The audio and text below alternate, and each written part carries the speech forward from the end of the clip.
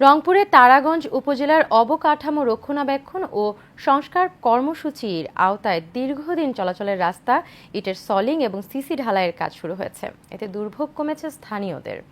স্থানীয়রা জানান, দীর্ঘদিন এলাকার কাঁচা রাস্তা পাকা না হওয়ায় চলাচলে দুর্ভোগে পড়তে হতো তাদের। উপজেলা প্রকল্প বাস্তবায়ন কর্মকর্তা রাশেদুল ইসলামের উদ্যোগে ২০ কিলোমিটার রাস্তা সলিং এবং সিসি ঢালাইয়ের কাজ শুরু হয়েছে। এতে করে স্বস্তিতে সাধারণ মানুষ।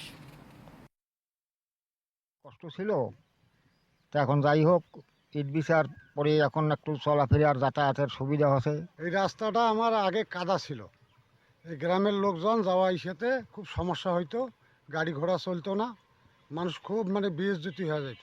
সকালে ওইসব রাস্তায় কাদা সৃষ্টি হতো এবং তাদের ভোগান্তি আরও বেড়ে যেত। এই জন্য তাদের মতামতের ভিত্তিতে আমরা আমাদের গ্রামীণ অবকাঠামো সংস্কার কর্মসূচির আওতায় এ পর্যায়ে ইটের সোলিংয়ের রাস্তা আমরা গ্রহণ করি।